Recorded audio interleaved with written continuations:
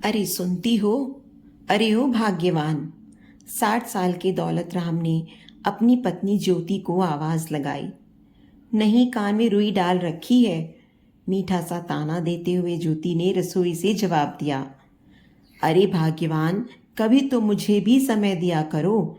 मेरे पास भी 2 घड़ी आकर बैठा करो। नहीं नहीं, मैं कहाँ आपको समय देती हूँ। ये बच्चे तो यूं ही पैदा हो गए। अरे बस भाग्यवान, मैं तो पूछ रहा था चाय पियोगी क्या? मलाई वाली।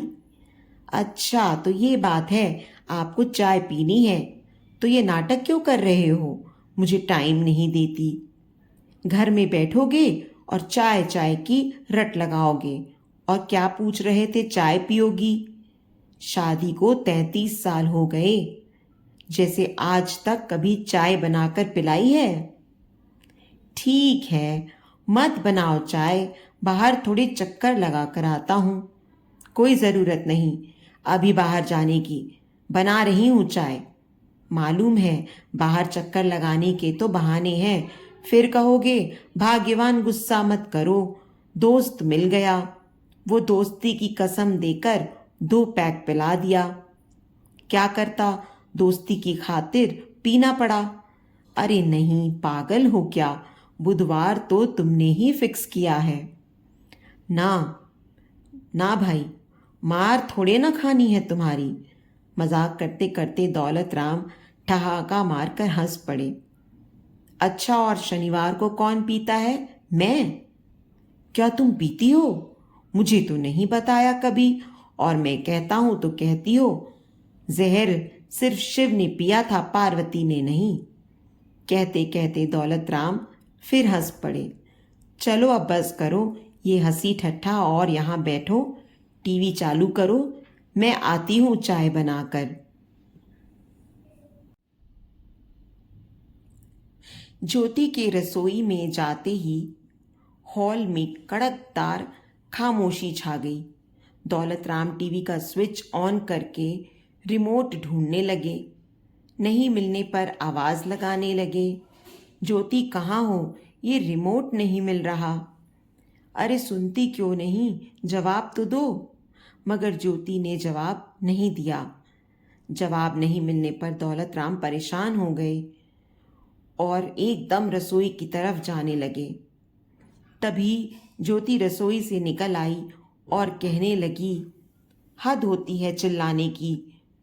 अभी तो कहा चाय बनाने को, और चाय बनाने भी नहीं देते। क्या हुआ? क्यों चिल्ला रहे हो? और रसोई में क्यों आ रहे हो? अरे वो रिमोट नहीं मिल रहा था टीवी का। अरे तो मैं जेब में लेकर घूम रही हूं क्या, जो रसोई में आ रहे हो?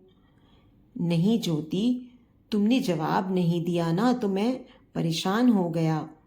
दौलत राम ने ज्योति के कंधे पर हाथ रखते हुए भावुक स्वर में कहा। ज्योति भी यह देखकर भावुक हो गई। पति का प्यार देखकर उसकी आंखें नम हो गईं। फिर खुद को संभालते हुए बोली, अरे आप तो फालतू में चिंता करते हो, कुछ नहीं हुआ है मुझे। मैं तो गुस्से की वजह से जवाब नहीं दे रही थी।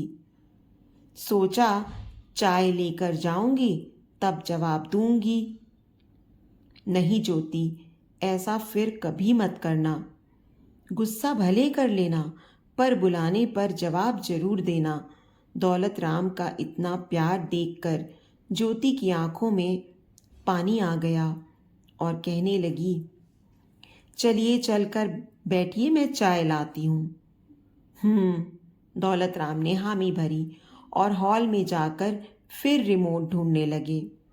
रिमोट मिलने पर सोफे पर बैठ गए और टीवी चालू कर दी। ये लीजिए आपकी चाय, पापड़ और गुड़ वाली सेव। अरे वाह, क्या बात है, दिल खुश कर दिया। अरे यह क्या, चाय में मलाई नहीं डाली? नहीं, आपको डॉक्टर ने मना किया है मलाई खाने को। पर तुम्हें पता है ना, चाय में मलाई मुझे कितनी अच्छी लगती है। हाँ तो क्या करूं, नहीं मिलेगी मतलब नहीं मिलेगी। चुप करके चाय पी लो, नहीं तो ये भी ले जाऊं। अरे स्वीटी, जानू, मेरी डार्लिंग, आधा चम्मच मलाई डाल दो। मलाई बिना चाय अच्छी नहीं लगेगी। हे मेरे परमात्मा, इस 60 साल के बुढ़े को सुमति दो। मैं तो समझा समझा कर थक गई हूँ। ठीक है बुढ़े की बुढ़ी, अब जाओ और मलाई लेकर आओ। ज्योति रसोई में गई और मलाई ले आई और कहा, ये लो मलाई। तौबा, दुनिया सुधर गई पर आप न सुधरोगे। दोनों चाय पीने लगे और टीवी देखने लगे। हॉल में फिर खामोशी छा गई। चाय पीते पीते दौलत राम ने रिमोट उठाया और चैनल चेंज कर दिया तो ज्योति को गुस्सा आ गया। अरे ये क्या किया? अच्छा भला चल तो रहा था, चेंज क्यों कर दिया? आप क्या जानबूझकर मुझे तंग करते हैं क्या? मेरा शांति से बैठना आपको पसंद नहीं क्या? नहीं। हाँ ज्योति, ये सच है। मुझे जब तक तुम्हारी आवाज़ सुनाई नहीं देती मैं बेचैन हो उठता हूँ। इसलिए मैं तुम्हें जानबूझकर छेड़ता हूँ। तुम्हारी आवाज़ से ही घर घर लगता है। मैं डर जाता हूँ कहीं तुमसे बिछड़ना पड़ा तो। मैं अकेले जी नहीं पाऊँगा। इतनी उम्र गुजर गई पर मैं तुमसे कभी नहीं कह पाया, पर आज मैं तुमसे ज़रूर कहूँगा। ज्योति अवाक सी देखती रह गई। दौलत राम सोफे के नीचे उतरकर ज़मीन पर घुटनों के बल बैठ गया और ज्योति का हाथ हाथ में लेकर कहने लगा, हाँ ज्योति, मैं तुमसे शादी के 33 सालों में कभी नहीं कह पाया। आज मैं कबूल करता हूँ कि मैं तुमसे बहुत प्यार करता हूँ और आज से नहीं, जब मैंने पहली बार तुम्हें देखा तब से ही मैं तुम्हें प्यार करने लगा। पर मर्द होने के गुरूर में मैं तुम्हें कभी कह नहीं पाया। मैं तुम्हारे बगैर एक पल भी नहीं रह पाता। तुम हमेशा कहती थी ना, प्यार करते होते तो कभी इजहार भी करते, पर तुम तो हमेशा लड़ाई करते रहते हो। पर सच मानो तो मैं कभी कभी तुमसे लड़ाई भी जानबूझकर करता था, क्योंकि मैं जानता था मेरी तंग स्थिति देखकर तुम कभी कुछ फरमाइश नहीं करती। मगर लड़ाई में तुम भोलेपन से रोते हुए कह ही देती थी, कभी मेरे लिए खारी बिस्किट लाए हो, कभी मेरी पसंद की मीठी वाली नमकीन लाए हो। और फिर उस दिन घर के लिए क्या लाना है मुझे अंदाज़ा हो जाता था और मैं पूरी कोशिश करता था। मैं आज कबूल करता हूँ और तुम्हारे आगे अपने प्यार का इजहार करता हूँ।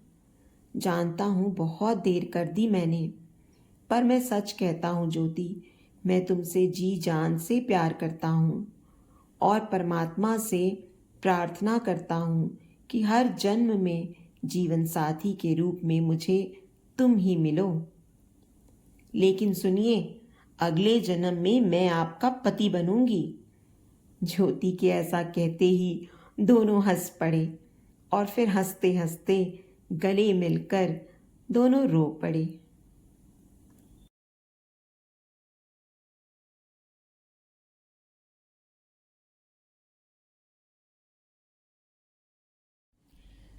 दोस्तों, उम्मीद करती हूँ आपको हमारी कहानी पसंद आई होगी। कहानी पसंद आई है तो वीडियो को लाइक करें, चैनल पर नए हैं तो चैनल को सब्सक्राइब करें और हाँ, नोटिफिकेशन बेल को ज़रूर दबाएं ताकि अगली अपडेट सबसे पहले आपको मिले।